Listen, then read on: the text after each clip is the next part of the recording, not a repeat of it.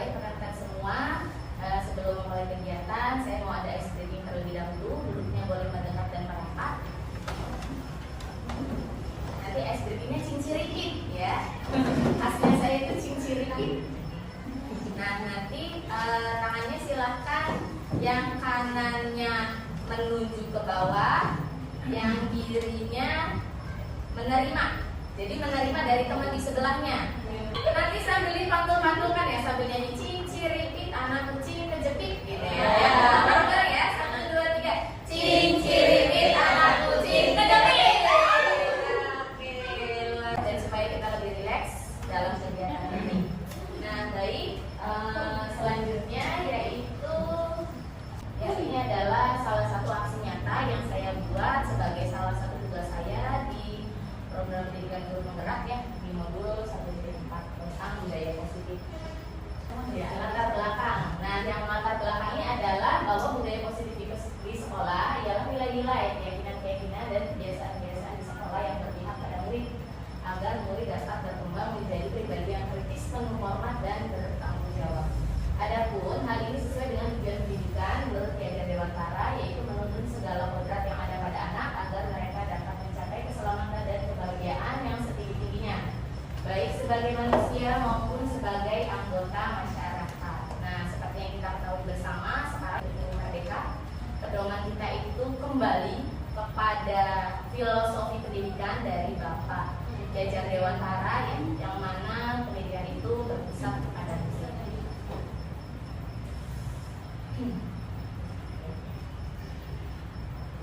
Nah, ada perubahan paradigma belajar ya, yaitu untuk membangun budaya positif, maka sekolah perlu menyediakan lingkungan yang positif, artinya aman dan nyaman agar murid-murid mampu berpikir, bertindak dan mencipta dengan merdeka, mandiri dan bertanggung jawab. Serta dengan menerapkan disiplin positif, lazimnya disiplin ini dikaitkan dengan kontrol. Ya, maksudnya adalah kontrol guru dalam menghadapi murid. Nanti akan kita pelajari tentang 5 posisi kontrol ya. Nah, sekarang ada kegiatan cobalah buka. Saya kasih contoh dulu ya. Anda adalah A. Tugas Anda adalah mengepalkan salah satu tangan Anda. Coba Anda bayangkan bahwa Anda menyimpan sesuatu yang sangat berharga di dalam kepalan tangan Anda, apapun itu, entah emas, entah HP, entah uang ya. Anda perlu menjaga benda tersebut sekuat tenaga Anda karena begitu pentingnya untuk kehidupan Anda. Misalnya itu bekal satu-satunya 100.000 itu ya. Kemudian ada tugas rekan B ya, mencoba dengan segala cara untuk membuka kepalan Anda. Nah, yang B ini boleh membujuk, boleh menghardik, mengintimidasi, memarahi, menggoda ya, menggelitik, bahkan menawari Anda uang agar bersedia membuka kepalan Anda. Contoh dulu. Saya gambar dulu. Neng Peggy cantik, pegang apa sih? Pegang emas. Boleh gak Ibu lihat emasnya? Oh enggak boleh ya, seperti itu ya. Silakan berpasangan, yang belum ada pasangannya silakan dicari pasangannya. Kita kumpul di depan ya di sini. Ya, siap ya, sudah disiapkan ini kira-kira yang akan disampaikan ke temannya? Sudah ya. 1, 2, 3.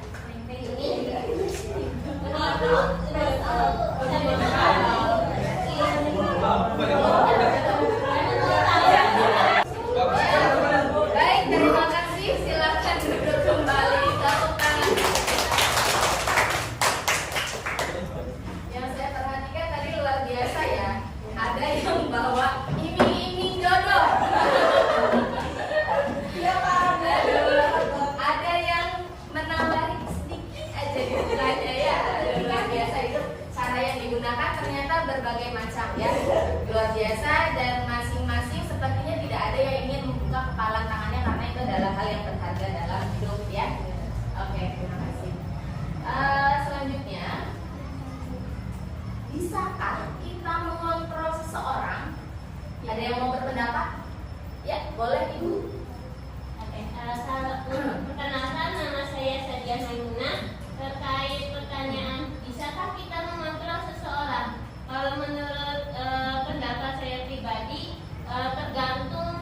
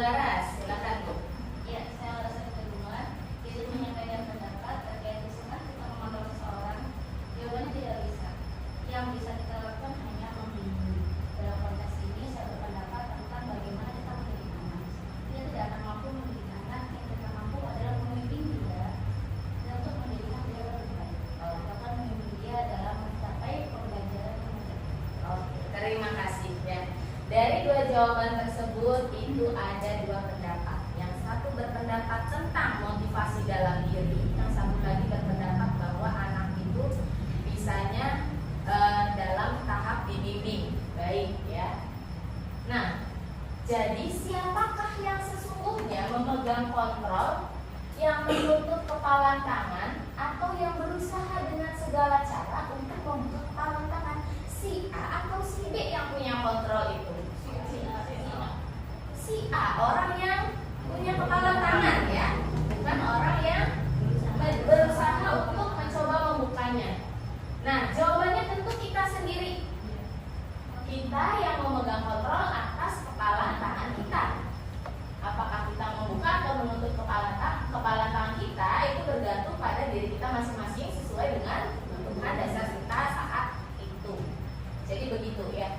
Adapun orang lain yang memberikan kontrol itu sifatnya ekstrinsik, artinya dari luar. Yang akan membuka adalah kita sendiri. Apakah kita akan terpengaruh dengan ekstrinsik itu ataukah tetap dengan motivasi intrinsiknya? Nah, sekarang ada perubahan paradigma teori kontrol atau teori pilihan ya, atau ilusi kontrol. Ilusi guru mengontrol murid. Ada ilusi bahwa kritik dan membuat orang merasa bersalah dapat menguatkan karakter. Ada juga ilusi bahwa semua penguatan positif, efektif dan bermanfaat. Dan ada pula ilusi bahwa orang dewasa memiliki hak untuk memaksa. Jadi kalau ilusi itu sebenarnya bukan hal yang nyata ya, karena memang posisi kontrol itu sebenarnya ada dalam diri anak masing-masing. Baik, nah ini kita luruskan dulu miskonsepsi tentang teori kontrol ya. Sebenarnya guru mengontrol murid bukan seperti itu ya, tetapi pada dasarnya kita tidak dapat memaksa murid untuk berbuat sesuatu jikalau murid tersebut memilih untuk tidak melakukannya ya. Jadi kalau memang dia tidak ingin ya tidak akan dilakukan begitu. Kemudian dari kritik dan rasa bersalah untuk mengontrol murid menuju pada identitas gagal. Mereka belajar untuk merasa buruk tentang diri mereka sendiri. Saya yakin setiap murid yang datang terlambat itu memiliki alasan sendiri-sendiri ya. Adapun mungkin sebagian besarnya karena bangunnya telat, malamnya begadang atau sebagainya. Tapi barangkali di antara murid-murid itu ada yang membantu orang tuanya sampai malam seperti itu ya. Alangkah baiknya kalau kita mengidentifikasi dulu alasannya seperti apa, barulah kita melakukan tindakan sesuai dengan alasannya tersebut. Nah, kemudian segala usaha untuk mempengaruhi murid agar mengulangi suatu perilaku tertentu, murid tersebut menjadi tergantung pada pendapat sang guru untuk berusaha. Akhirnya akan menjadi sebuah ketergantungan. Apa kata ibu guru, itulah yang saya turuti. Kreasinya akan berhenti, ya. Seperti halnya kalau kita kasih tugas menggambar, kita kasih menggambar, harus ikutin ibu guru. Waduh, luar biasa, itu namanya kreasi anak akan bisa hilang. Dia bingung mau menggambar apa, padahal mungkin dia sukanya di stelolet ya. Dia gambar di stelolet itu tolong kita berikan penilaian sesuai dengan kemampuan mereka. Nah, kemudian ada juga banyak orang dewasa yang percaya bahwa mereka memiliki tanggung jawab untuk membuat murid-murid berbuat hal-hal tertentu. Dan pada saat itu pula orang dewasa akan menyadari bahwa perilaku memaksa tidak akan efektif untuk jangka waktu panjang dan sebuah hubungan kemusuhan akan terjadi. Karena dengan pemaksaan, ya, mereka melakukannya itu mungkin karena takut, itu tidak akan tertanam pembelajaran dalam dirinya bahwa dia harus berubah, itu sepertinya akan sulit ya. Baik, selanjutnya ada perbedaan teori stimulus respons dengan teori kontrol ya. Yang pertama adalah realitas kebutuhan kita sama. Oke, kita sama-sama butuh makan, sama-sama butuh tidur ya. Dan di teori kontrol realitas kebutuhan kita berbeda. Oh, ternyata jumlah gizi yang kita butuhkan itu berbeda. Mungkin ada yang lebih butuh banyak serat, mungkin ada yang harus mengurangi kadar air ya, dan sebagainya itu. Kemudian semua orang melihat hal yang sama. Seperti halnya apa ini ya? Mouse ya. Tetapi ada pula setiap orang memiliki gambaran yang berbeda. Oh, mouse-nya mungkin yang lain melihatnya ini mouse Bluetooth ya. Ada yang nyebutnya mungkin mouse wireless ya. Seperti itulah. Nah, kita mencoba mengubah orang agar berpandangan sama dengan kita. Ternyata di teori kontrol itu kita berusaha memahami pandangan orang lain tentang dunia. Ada pula perilaku buruk dilihat sebagai suatu kesalahan ya. Tapi di teori kontrol semua perilaku itu memiliki tujuan. Bahkan hal yang buruk pun itu sebenarnya ada tujuannya. Dan orang lain bisa mengontrol saya, kata stimulus respons. Tapi dalam teori kontrol hanya Anda yang bisa mengontrol diri Anda sendiri. model berpikir menang kalah. Jadi kalau di simulasi respon menang ya menang, kalah ya kalah. Tapi dalam teori kontrol model berpikirnya menang dan menang. Ya, oke, kita pelajari lebih lanjut lagi. Ada 6 materi dari budaya positif ini ya, yaitu tentang disiplin positif dan nilai-nilai kebajikan. Ada keyakinan kelas. Mungkin beberapa di antara kalian melihat ada poster ya penempelan keyakinan kelas di setiap kelas, dan itu sebenarnya berbeda-beda tergantung dari apa yang diyakini dari kelas tersebut. Kemudian ada teori motivasi, hukuman, penghargaan, dan restitusi. Ada kebutuhan dasar manusia dan dunia berkualitas. Ada 5 posisi kontrol dan segitiga restitusi. Baik, yang pertama adalah tentang disiplin positif. Ketika mengenal kata disiplin, apa sih yang tergambar? Boleh ada yang mau berpendapat? Boleh Ibu? Silakan. Untuk disiplin sendiri yang terbayang di pikiran saya adalah patuh aturan. Patuh aturan. Baik, ada lagi? Iya, Bu Ain. Kemampuan untuk mengendalikan diri. Kemampuan untuk mengendalikan diri, ya, agar bersikap disiplin, gitu ya. Oke. Ada lagi? Ya, Bu Laras, silakan. Sesuatu yang dilakukan secara terstruktur. Sesuatu yang dilakukan secara terstruktur. Nah, itu ya yang tergambar oleh kita bahwa disiplin itu adalah sesuatu yang terstruktur ya untuk apa Bu Ai tadi? Maaf.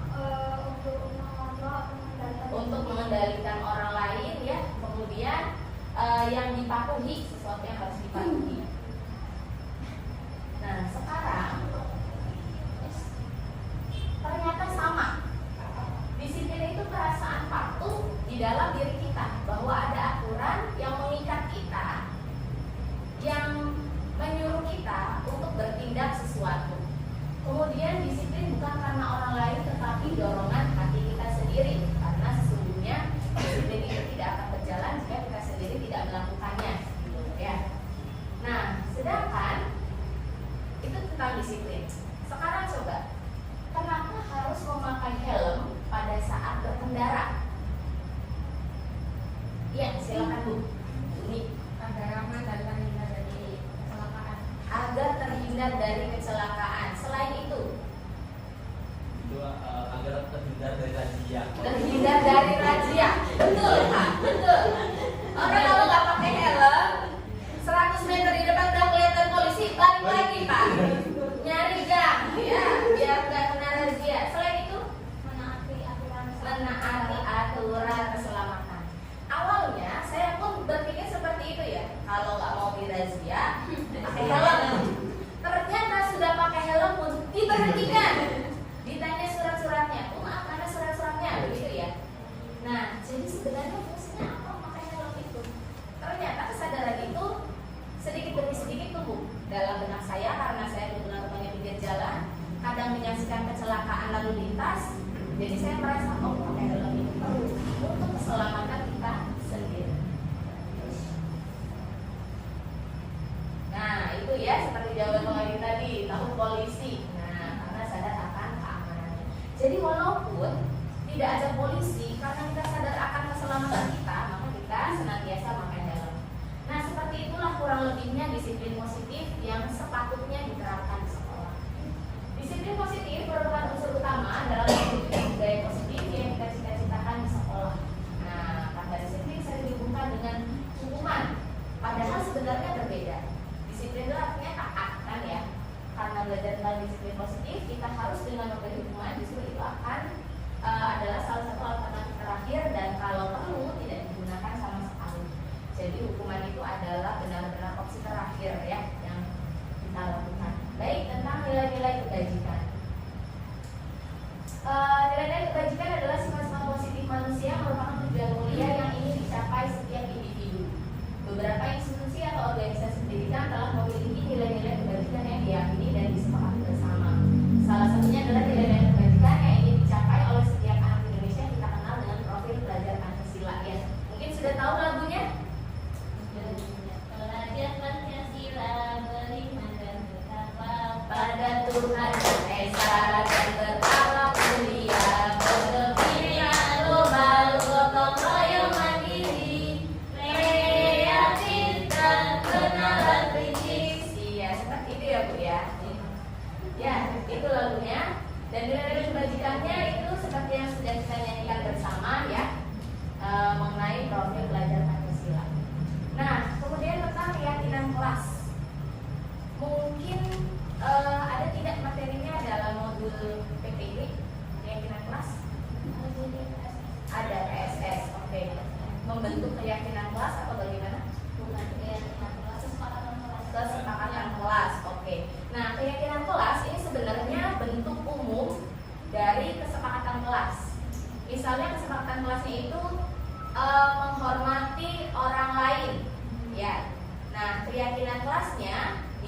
diglobalkan lagi, kata-katanya menjadi saling menghormati, seperti itu ya.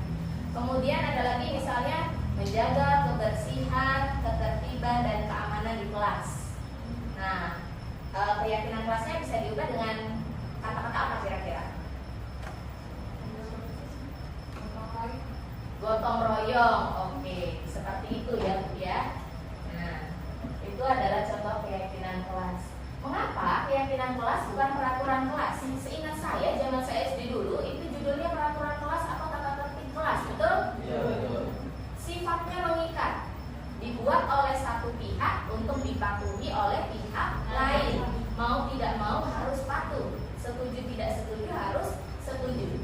Sedangkan mengapa sih sekarang itu hitsnya keyakinan kelas? Pemilihan yang berbeda saja. Pemilihan diksi yang berbeda. Oke, selain itu, Nah, kalau menurut saya, mengapa sekarang keyakinan kelas dan peraturan kelas? Nah, kalau menurut saya ini Bu, mungkin akan diubah bahwa itu bukan bersifat peraturan yang harus dipatuhi, tapi keyakinan yang di dalam diri yang harus dilakukan sesuai dengan kehendak dirinya. nah seperti itu ya. Jadi untuk keyakinan kelas itu bersumber dari kesepakatan kelas, disepakati bersama. Kita minta siswa untuk mengutarakan apa yang dia inginkan, suasana kelas yang seperti apa. Misalnya, Bu, tidak lempar-lempar kertas, kita tulis dulu. Tidak lempar-lempar kertas. Bu, tidak ngejek orang tua, kita tulis. Nah, adapun yang dengan apa ya istilahnya, lingkup yang sama, misalnya buang sampah tidak di kolong. Nah, buang sampah tidak di kolong dengan lempar-lempar kertas. Kita globalkan keyakinannya menjadi menjaga kebersihan kelas, seperti itu ya. Nah, seperti tadi menjaga kebersihan, terus di bawahnya menjaga ketertiban ya, menghargai orang lain gitu. Diubah lagi seperti kata Ibu Ani menjadi gotong royong. Ibu Uni maaf, gotong royong seperti itu ya. Nah, jadi kalau peraturan kelas bersifatnya sepihak, peraturan kelas dibuat oleh guru, keyakinan kelas dirumuskan oleh murid.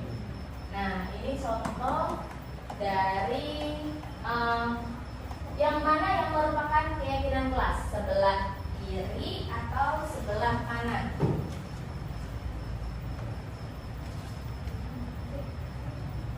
Kesepakatan kelasnya sebelah kiri atau sebelah kanan. Boleh, ada yang mau mengucapkan ini pendapatnya? Pak Muhammad barangkali sebelah kiri atau sebelah kanan? Kiri dan kanannya punya bapak ya. Kiri kanan, kiri kanannya saya ya. Kiri atau kanan Pak?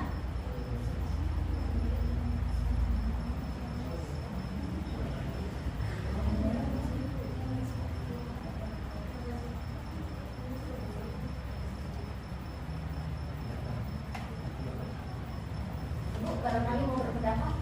Ibu Dedi. Yang mana Bu? Kiri atau kanan? Yang sebelah kiri, oke. Menurut Bu Ai, yang sebelah kiri. Menurut Pak Hafiz, sebelah kiri, oke. Baik ya. Sebenarnya ini dua-duanya keyakinan kelas atau bukan? Nah, keyakinan kelas adalah nilai-nilai kebajikan atau prinsip universal yang disepakati bersama secara universal, lepas dari latar belakang suku, negara, bahasa maupun agama. Oke. Jadi kira-kira dari kedua sisi itu mana yang cenderung keyakinan kelas? Back lagi ya. Oke. Nah, kesepakatan kelas mana nih? Keyakinan harusnya ya, maaf. Keyakinan kelas berarti cenderungnya ke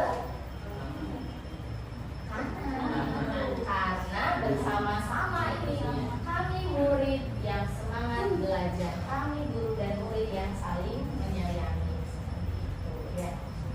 Nah, menurut dosen tahun 98, suatu keyakinan akan lebih memotivasi seseorang dari dalam atau intrinsik. Seseorang akan lebih bersemangat untuk menjalankan keyakinannya daripada hanya sekedar mengikuti serangkaian peraturan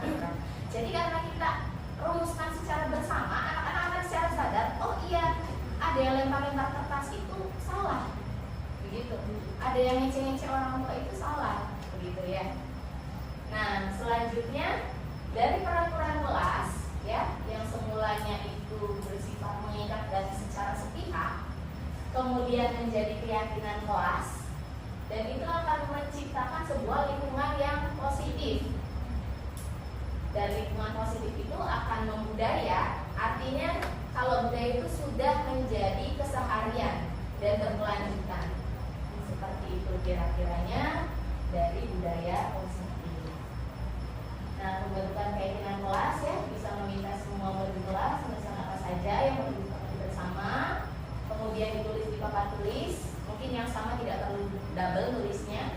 Kemudian kalimat-kalimat yang sudah disepakati dari keyakinan kelas juga menjadi kalimat positif. Jadi bukan lagi bahasanya tidak boleh terlambat, tidak seperti itu. Kita ubah jadi kalimat yang positif, yaitu datang tepat waktu, ya, atau menghargai waktu, seperti itu.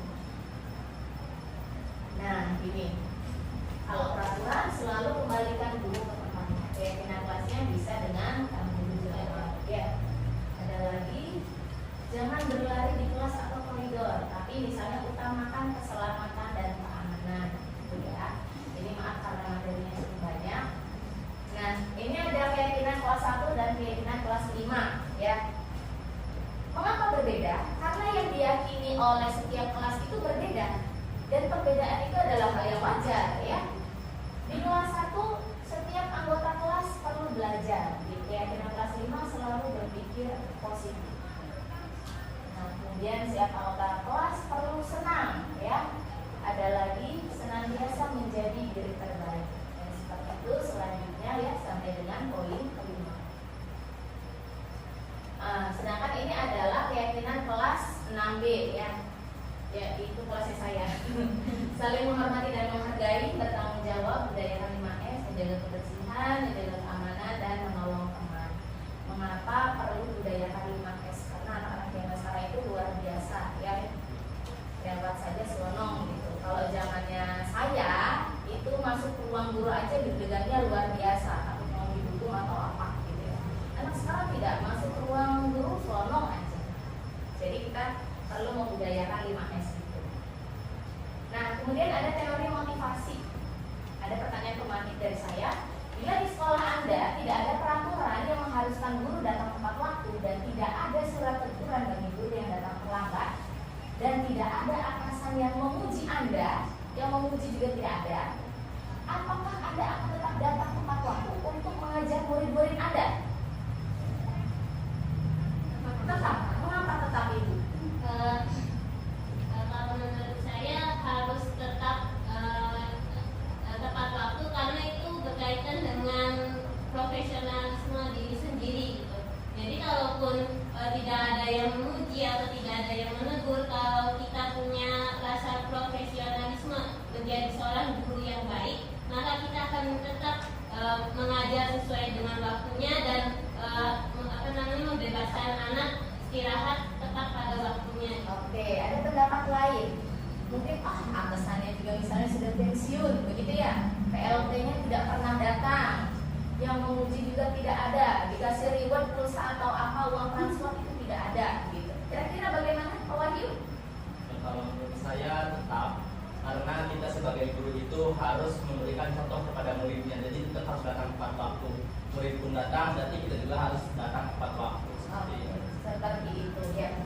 Benar ya, seperti kata Pak Wahyu, kita memberikan teladan karena secara sadar murid itu melihat kita sebagai role modelnya. Oh, ibu ini sukanya sepatunya putih, cantik sepatunya.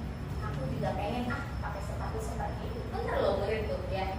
Memperhatikan gaya kita, style kita bagaimana, perilaku kita saat ngobrol dengan rekan bagaimana. Dia diperhatikan dan bisik-bisik juga di belakang murid itu. Jadi dengan kita datang tepat waktu, yang paling luar biasa adalah motivasinya intrinsik ya. Jadi kita tidak lagi terpaku kepada hadiah, kepada pujian atau hukuman, karena memang sudah menjadi tanggung jawab kita sebagai guru untuk datang tepat waktu. Nah, ini motivasinya. Ada 3 jenis motivasi. Yang pertama untuk menghindari ketidaknyamanan atau hukuman. Saya takut dihukum, saya takut dimarahi. Jadi saya datang tepat waktu. Itu jenis motivasi pertama. Jenis motivasi kedua untuk mendapatkan imbalan atau penghargaan dari orang lain. Guru terrajin setiap bulan misalnya dapat hadiah uang pulsa. Nah, seperti itu ya. Atau misalnya dapat piagam guru terbaik se-SD gitu. Dan yang ketiga adalah untuk menjadi orang yang merdeka, yang mereka inginkan dan menghargai diri sendiri dengan nilai-nilai yang mereka percaya. Seperti yang sudah diutarakan oleh Pak Wahyu dan Ibu Zakia. Nah, ya itu. Jadi ini adalah tingkatan terendah dari perilaku manusia. Apabila orang penghukum itu tidak datang, maka dia akan datangnya terlambat. Tidak ada yang ngasih hukuman ini ya, ibunya lagi pelatihan atau bagaimana gitu. Nah, itu adalah motivasi terendah. Nah, kemudian untuk mendapatkan imbalan. Ini juga bersifatnya eksternal dan tidak akan bertahan lama. Karena yang diharapkan adalah imbalan. Ayo anak-anak maju. Nanti yang bisa ngerjakan nomor 1 sampai 10 ibu kasih hadiah pensil gitu ya. Itu juga merupakan motivasi ekstrinsik.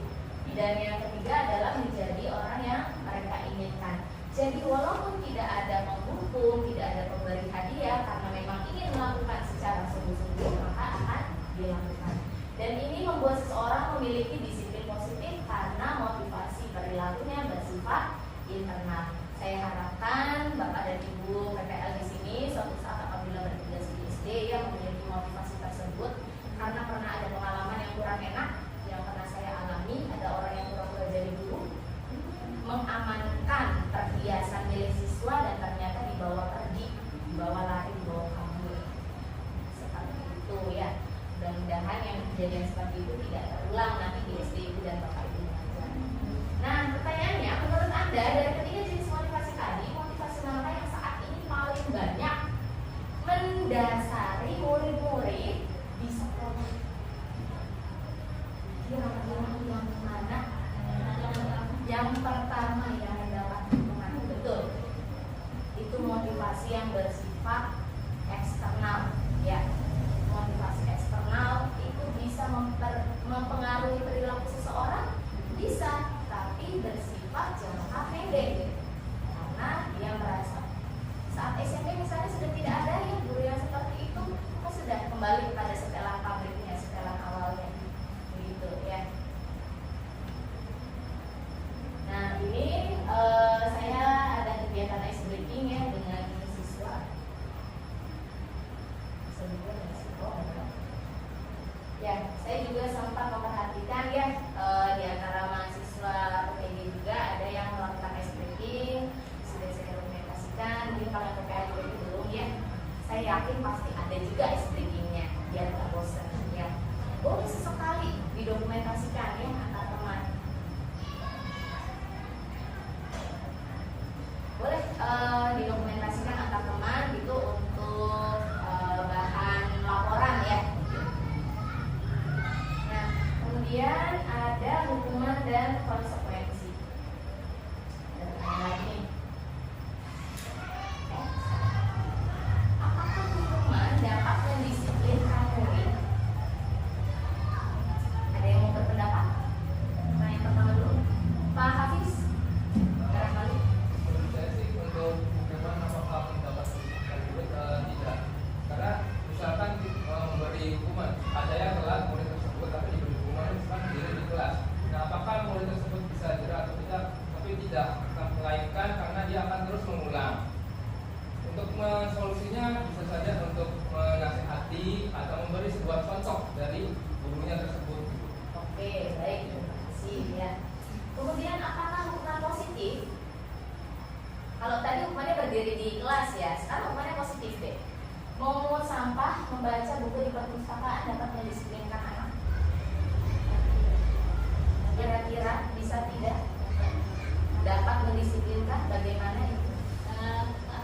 Menurut saya dapat, karena pada saat pengalaman saya madrasah itu ketika ada siswa yang tidak membawa buku cetak pada saat pelajaran misalkan fikih itu, nanti gurunya akan memberi hukuman positif seperti menghafalkan surat atau menulis surat-surat pendek misalkan berapa halaman di buku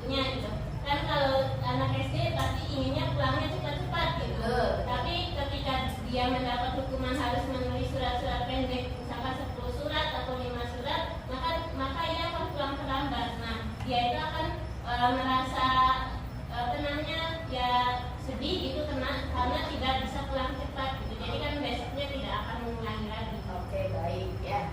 Kemudian, apakah dengan memberikan penghargaan dapat meningkatkan motivasi belajar murid? Kira-kira kalau dikasih penghargaan nih ibu kasih pensil model baru Kuromi misalnya, apakah dapat memotivasi murid? Mungkin untuk murid perempuan bisa, murid laki-laki apakah tertarik? Sepertinya tidak, benar nggak Pak? Pensil saya lebih keren, gambarnya boboiboy, misalnya gitu ya. Nah, seperti itu ya. Ternyata motivasi ekstrinsik dengan penghargaan juga mempengaruhi mungkin tapi sebagiannya. Nah, kemudian ada identitas gagal dan identitas sukses. Yang pertama identitas gagal dari suatu hubungan. Sesuatu yang menyakitkan harus terjadi. Seperti misalnya tadi berdiri di depan kelas ya, mungkin akan timbul rasa malu. Tapi dengan misalnya hukuman positif, membaca buku di perpustakaan, siapa tahu anak itu memang hobinya membaca buku. Jadi lebih baik saya nggak usah bawa bukunya, enakan baca buku di perpustakaan bisa sambil rebahan. Mungkin seperti itu jadinya ya. Nah, sedangkan untuk disiplin itu ada konsekuensi dan restitusi ya. Dimana kalau konsekuensi itu sesuatu memang harus terjadi. Maksudnya dari apa yang dia lakukan harus ada sesuatunya nih yang perlu kita berikan kepada siswa tersebut. Nah, kemudian memberikan rasa tidak nyaman untuk murid atau anak untuk jangka waktu pendek. Jadi ya sudah, saat itu saja istirahat, sudah tadi saja dia sudah lupa dengan yang tadi mungkin diberikan hukuman ya. Dan ada korban bisa diabaikan. Misalnya adalah seperti mencubit temannya gitu kan. Jadi hanya ya sudah gitu, dia akan melakukan tindakan yang sama. Nah, sedangkan di sini ada restitusi, yaitu restitusi merupakan pilihan dan menguatkan untuk murid atau anak dalam jangka waktu panjang. Kemudian korban mendapat ganti, ya, dan murid atau anak mendapatkan penguatan. Jadi dengan adanya restitusi itu bukan lagi tentang hukuman, tapi kita melihat anak tentang perilaku apa sih yang sudah dia lakukan. Adakah keinginannya untuk berubah? Apa yang perlu kita lakukan mencari solusi bersama begitu dengan anak tersebut ya.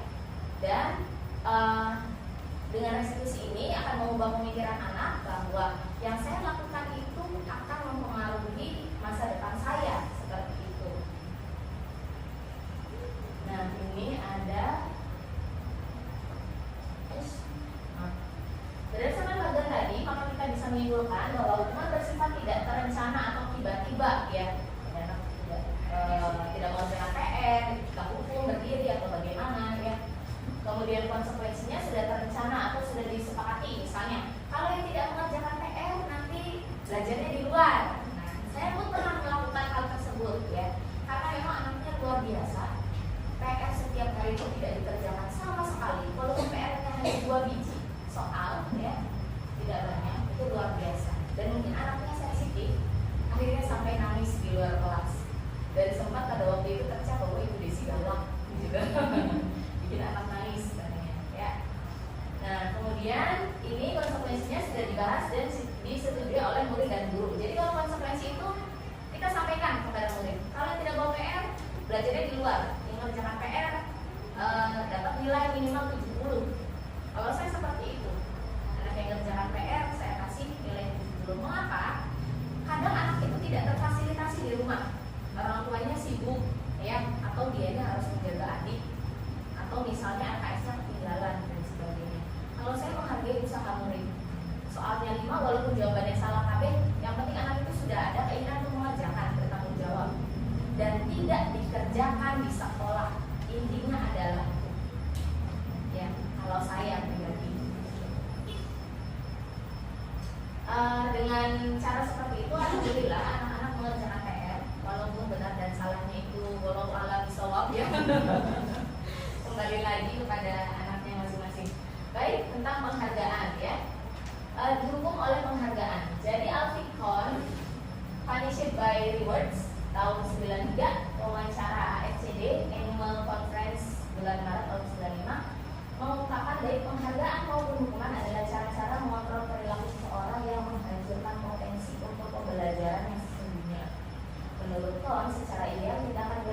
diberi adalah penghargaan. Jadi mungkin ada anak yang benar-benar termotivasi untuk mendapatkan ranking 1 agar diberikan hadiah oleh orang tuanya. Saat dia tidak bisa mencapai ranking 1 itu tersebut ya, hancurlah pupus sudah harapannya. Mungkin seperti itu. Dia dapat peringkat 2 tapi tidak diberi apresiasi sesuai dengan keinginannya, begitu ya. Nah, jadi itu yang dimaksud penghargaan juga dapat menghancurkan potensi seseorang. Padahal yang perlu kita hargai adalah seluruh potensi anak. Saya yakin tiap anak itu karakternya berbeda, basic keluarganya berbeda, ya. Dukungan untuk belajarnya pun berbeda, dan kita sepatutnya guru adalah untuk memfasilitasi itu semua. Bagaimana kita berperilaku adil, bukan berarti memberikan porsi yang sama, tapi sesuai dengan yang dibutuhkan. Ya. Nah, nanti itu pembelajarannya nanti mengenai pembelajaran berdiferensiasi ya Bu ya. Di ITB barangkali sudah diajarkan pembelajaran berdiferensiasi? Belum ya. Nah, cobalah ikuti guru penggerak, luar biasa itu. Sampai begadang saya. Nah, kemudian ada lagi ya pernyataan atau penagihan tentang penghargaan. Nah, ini adalah pengaruh jangka pendek dan jangka panjang. Jadi ada yang berpengaruh dalam jangka pendek, ada pula dalam jangka panjang. Serta penghargaan itu tidak efektif. Ya. Adapun penghargaan merusak hubungan. Bisa jadi di antara dua orang murid itu bestie ya, tapi mereka juga bersaing.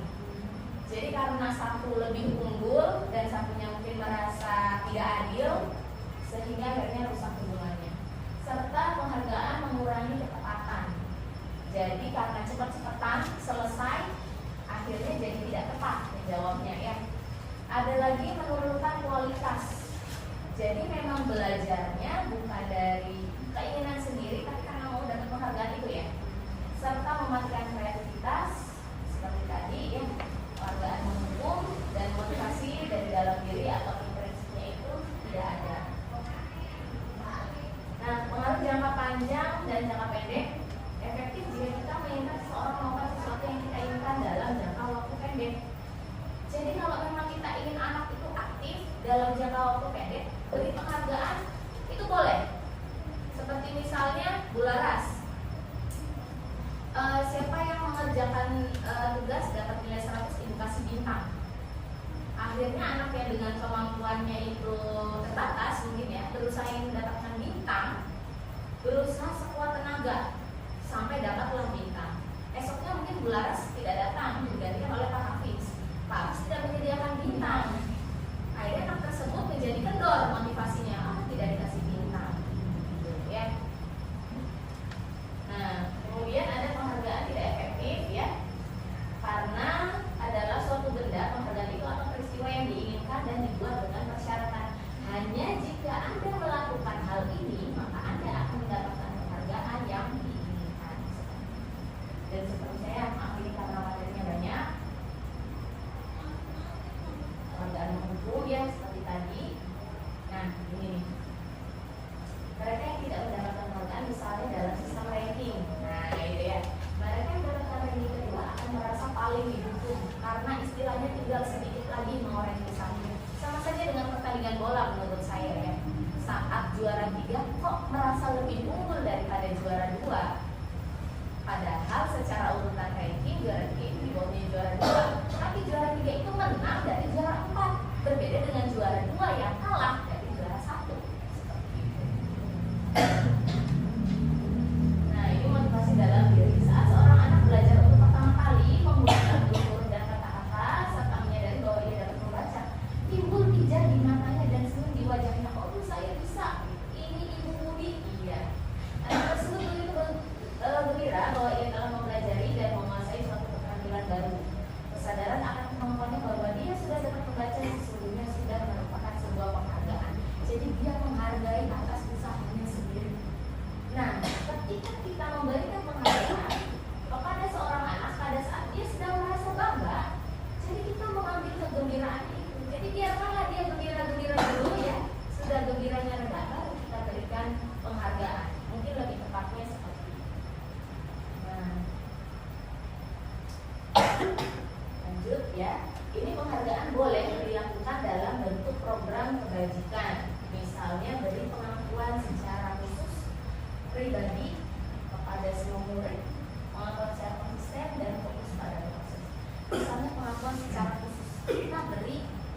berupa catatan di bawah nilai siswa. Misalnya siswa itu dapatnya 70, sebenarnya termasuk kecil ya, tapi itu pencapaian terbaik karena kemarin-kemarinnya 40 dan 50 gitu. Sudah lebih bagus, nah tolong ditingkatkan lagi. Nah seperti itu ya. Kemudian ada 5 kebutuhan dasar manusia. Ini ada kebutuhan bertahan hidup, kebebasan, kesenangan, penguasaan, kasih sayang, dan rasa terima. Kita bahas satu persatu.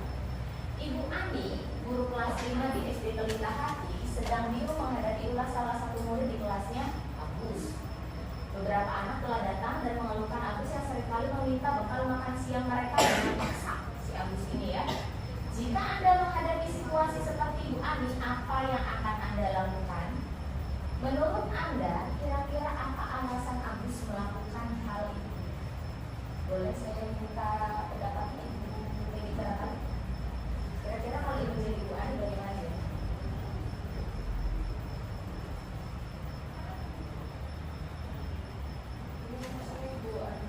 Ibu Aninya akan berperilaku bagaimana menurut Bu Peggy? Saya sudah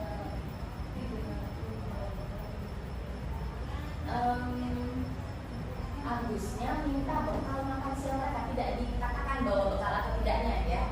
Bagaimana kira-kira? ini membuatnya tidak terpaksa bahwa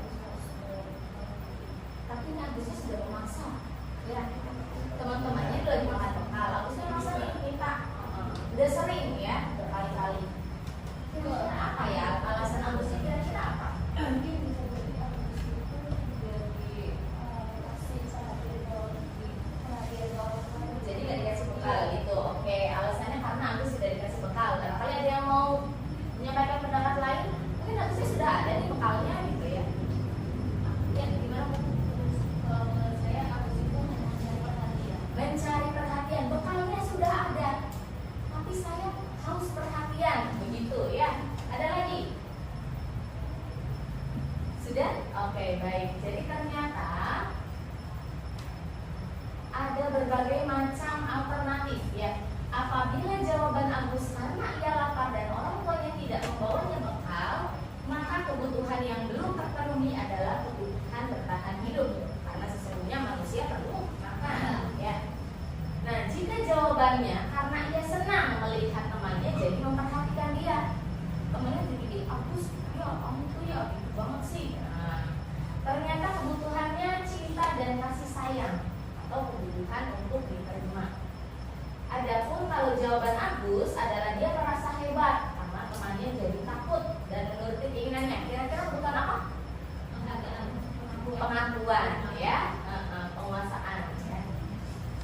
Kemudian apabila jawaban Agus karena dia merasa bosan, bekal yang dibawakan ibunya selalu bekal yang sama, mie goreng terus misalnya ya. Kira-kira apa Pak Agus? Masih ada sisanya, ada kesenangan ya, sama satu lagi kebebasan. Kira-kira apa? Kesenangan. Kalau kata saya sih kebebasan, coba kalian kuliah. Nah, kebebasan. Karena gitu-gitu doang gitu ya. Lanjut, apabila jawaban Agus adalah karena iseng dan dia menikmati ekspresi wajah temannya yang kesal karena diambil makanannya, itu baru karena kesenangan ya. Jadi seperti itu alasannya. Nah, siapa yang mengatakan dalam kebutuhan dasar manusia, mana yang sering mengucapkan pernyataan yang tersedia? Aku bosen. Nah, ya, kalau bosen itu tentang kebebasan. Kalau karena ini disayang guru, karena cinta dan kasih sayang. Kalau bilangnya aku hebat, berarti penguasaan. Nah, sekarang tentang dunia berkualitas ya. Oke, dunia berkualitas adalah suatu keadaan atau hal-hal yang ideal di dalam benak anak dan ingin diwujudkan oleh anak. Yang mana dunia berkualitas ini hanya dimiliki oleh anak itu sendiri. Kita pun punya dunia berkualitas kita sendiri. Mungkin ada yang merasa dunia berkualitasnya dengan memiliki keluarga yang harmonis, ya, makan cukup, itu sudah menjadi berkualitas. Tapi mungkin ada yang lebih high lagi, pengen punya iPhone misalnya ya, pengen motornya NMAX misalnya gitu dan sebagainya. Nah, beda-beda ya ternyata dunia berkualitas. Dalam diri kita ada sebuah rumah yang ditempati oleh orang-orang yang memberikan kenangan baik untuk kita. Tentunya kita ingin agar kita berada di dunia berkualitas itu. Nah,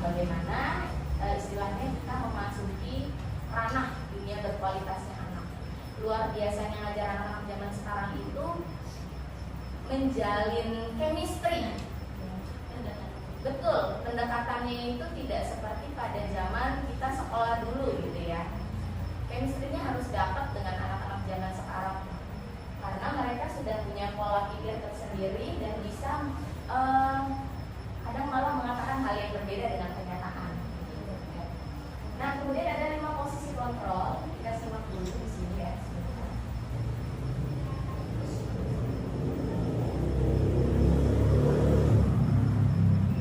Bentar ya, maaf. Oke. Jadi 5 posisi kontrol itu yang pertama adalah penghukum. Seorang penghukum bisa menggunakan hukuman fisik maupun verbal.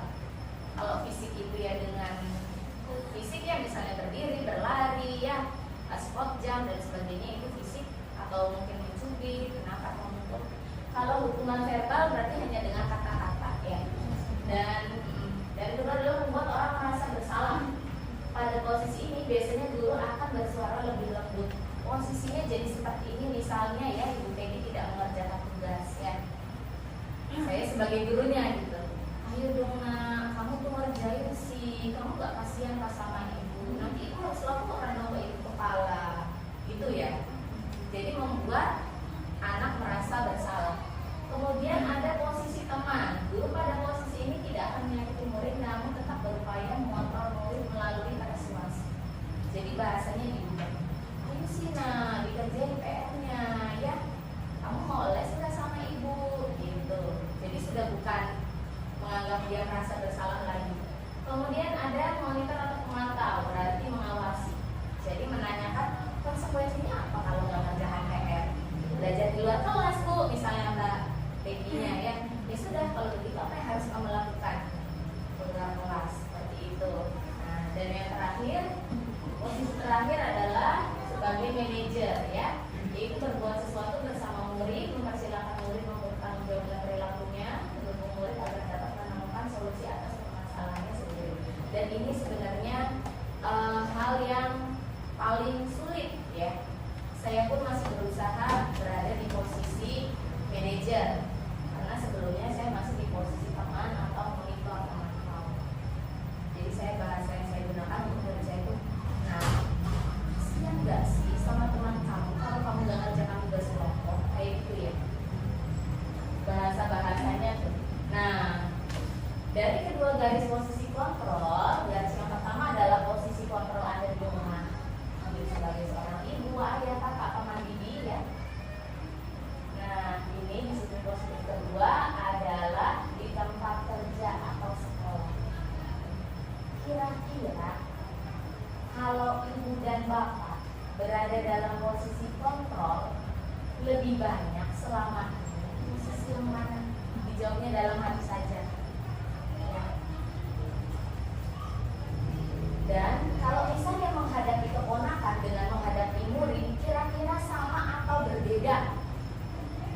Atau misalnya menghadapi anak ya, barangkali yang sudah berkeluarga, menghadapi anak sendiri dengan anak murid, apakah berbeda bulannya? Berbeda. Betul, saya pun sama ya. Nah, tapi saya berusaha untuk senantiasa menjadi manajer, walaupun itu luar biasa, namanya pengendalian emosi itu ya. Nah, ada lagi segitiga restitusi. Restitusi adalah proses menciptakan kondisi bagi murid untuk memperbaiki kesalahan mereka sehingga mereka bisa kembali pada kelompok mereka dengan karakter yang lebih kuat ya. Restitusi juga merupakan proses kolaboratif yang mengajarkan murid untuk mencari solusi untuk masalah mereka dan membantu murid berpikir tentang orang seperti apa yang mereka inginkan dan bagaimana mereka harus memperlakukan orang lain. Nah, ciri-cirinya bukan tempat untuk menebus kesalahan. Jadi bukan berdiri di luar kelas supaya bisa ikut belajar kembali ya, tetapi untuk belajar dari kesalahan. Restitusi memperbaiki hubungan. Restitusi adalah tawaran bukan paksaan. Restitusi menuntut dan melihat ke dalam diri. Restitusi mencari kebutuhan dasar yang mendasari tindakan. Restitusi diri adalah cara yang paling baik. Restitusi fokus pada karakter bukan tindakan. Restitusi bersifat menguatkan, fokus pada solusi serta mengembalikan murid yang berbuat salah pada kelompoknya. Nah, ini adalah sedikit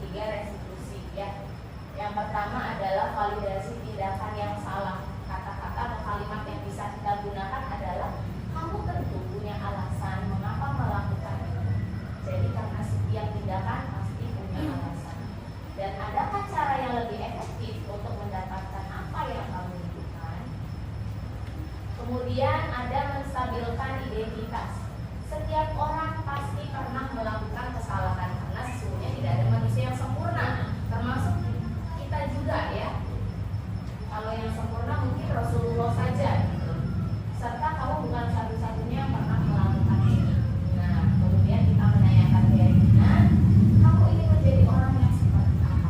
Dari tindakan siswa yang berlainan dengan keyakinan kelas, misalnya mencuri temannya atau mengejek, ya itu kita lakukan restitusi. Baik, nah ini menstabilkan identitas ya. Banyak kejar waktu ya, maaf. Kalau mau filenya boleh nanti saya sharing. Kemudian ada validasi tindakan yang salah seperti yang sudah dikatakan dan menanyakan keyakinan. Nah, jika sudah direstitusi tetapi tetap mengulangi, maka langkah yang diambil adalah bergerak antara peraturan, pemantau, konsekuensi, atau hadiah, nilai-nilai manajer, serta memperbaikinya. Jadi kita bisa melakukan dua tindakan ini apabila restitusi masih belum menunjukkan hasil pada siswa tersebut. Kemudian jika sedang dalam pembelajaran tidak sempat restitusi, kita intervensi selama 30 detik ya. Oke, pertanyaannya adalah seperti ini. Misalnya, apakah tugas kamu saat ini? Menurut saya ini paling efektif. Misalnya anak nggak fokus malah ngobrol, tegurlah, hai nak, apakah tugas kamu saat ini? Nah, seperti itu ya. Oke. Nah, praktik baik yang sudah saya lakukan, ini saya juga masih berusaha ya untuk senantiasa menerapkannya. Ini ada pembelajaran yang berpihak kepada murid. Ya, ini membuat puzzle ya dari gambar tokoh penemu. Jadi tokoh penemunya itu saya cetak, gambarnya memang sudah ada di LKS ya, tapi ini berbeda dengan yang di LKS. Misalnya Thomas Alva Edison, kan ada beberapa versi gambar. Saya cari yang versi gambarnya berbeda dengan LKS. Saya gunting kecil-kecil dan minta anak untuk menyusunnya. Kalau ini membuat jari-jari bangun datar. Nah, ini ada games ya sebenarnya. Games untuk alat gerak manusia, persendian ya, exercise diputar dan sebagainya. Dan kalau ini bahasa Indonesia, sulit ya membuat games bahasa Indonesia. Aduh, saya bingung sekali ini. Akhirnya saya berpikir seperti ini. Karena kebetulan sedang mempelajari surat formal dan non formal, jadi apabila surat formal menghadapnya ke kanan, kalau surat non formal menghadapnya ke kiri, kalau dua-duanya ada menghadap ke belakang, begitu. Nah, kemudian ini adalah kerja kelompok ya. Ini belajarnya tentang ASEAN. Jadi negara-negara ASEAN di bawahnya ada bahasanya ya, ada jenis pemerintahannya. Itu saya buat kerja kelompok. Nah, ini ya beberapa di antaranya. Ini ada games tentang unsur-unsur intrinsik dari cerita bahasa Indonesia. Jadi sticky note-nya saya sebarkan di lapangan dalam, ada di antara tangga ya, dan beberapa itu disebarkan. Nanti yang dapat dia tempelkan kepada unsur intrinsik yang tersedia di sini. Misalnya ada tema, alur ya, tokoh, harus bersesuaian. Ini adalah produk dari siswa. Kalau ini kegiatan membuat tempat pensil harusnya dilakukan hari ini, tetapi belum selesai ya. Jadi ini baru proses 50%. Nah, kemudian penerapan segitiga restitusi ya. Ini harusnya video, tapi gambar aja langsung. Ini ada anak yang merebut pensil temannya karena dia nggak mau pensil. Berarti kira-kira kebutuhan dasar apa yang belum terpenuhi? Ada bertahan hidup, ada kesenangan, ada cinta dan kasih sayang, ada penguasaan, ya. Apa kira-kira? Bertahan hidup, karena memang tidak ada gitu pensilnya, ya. Nah, ini proses restitusi yang dilakukan, ya, berbincang dengan siswa tersebut. Nah, kalau ini dibully ya secara verbal, tulisannya jelek katanya. Nah, berarti kira-kira kebutuhan dasar apa ya? Yang penguasaan ya, karena dia merasa lebih unggul. Saya tulisannya lebih bagus gitu. Nah, ini juga saya lakukan respons. Responnya ya, karena memang saya itu mencoba untuk menjadi manajer, tidak dengan hukuman, sama menghindari hukuman, karena saya rasa itu juga menimbulkan trauma yang tidak hilang ya. Saya sendiri pernah merasakan dihukum secara verbal, padahal bertanyanya sepele tapi dibentaknya luar biasa. Mentalnya langsung ngedrop pada saat itu. Tapi alhamdulillah dari hukuman tersebut sebenarnya saya termotivasi dan menjadi lebih baik lagi. Tapi tidak semua orang memiliki mental yang sama. Yang perlu kita angkat adalah itu ya. Jadi respon murid, referensi saya ini ya dari posisi sebagai penghukum, pembuat rasa bersalah, teman dan pemantau, kita utamakan menjadi manajer ya. Saat masalah tersebut saya berpikir bahwa tindakan saya benar, karena yang salah harus mendapat hukuman agar tidak mengulangi kesalahan lagi ya.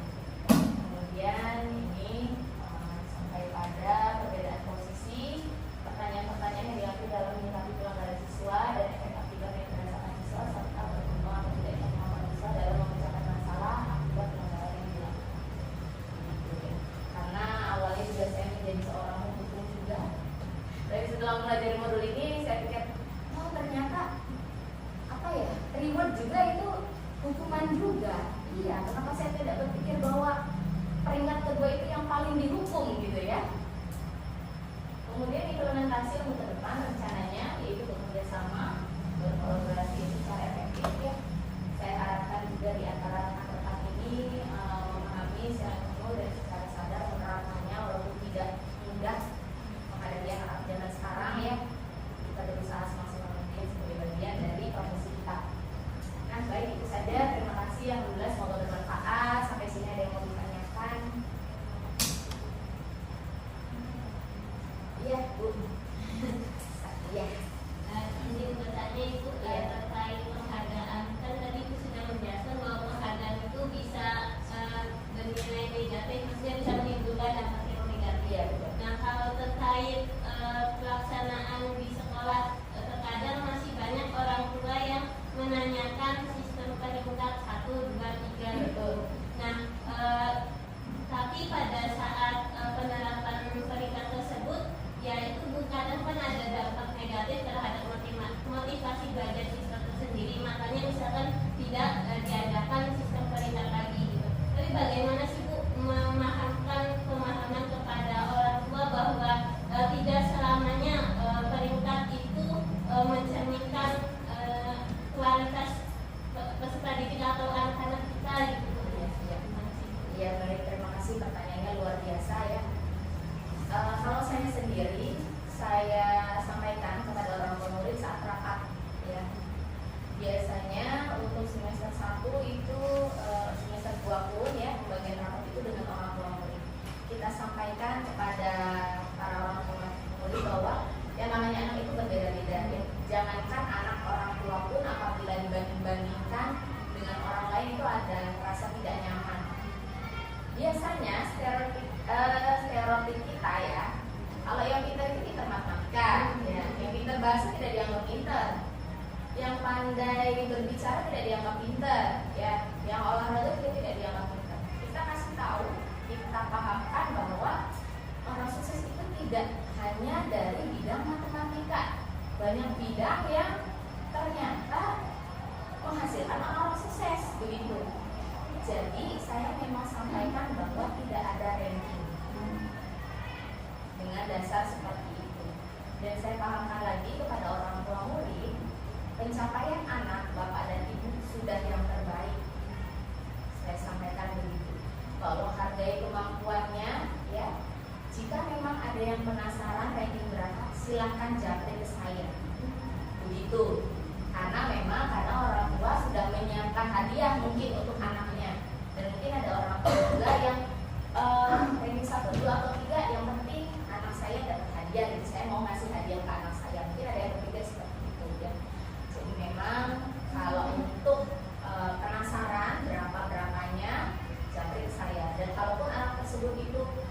peringkat bawah, saya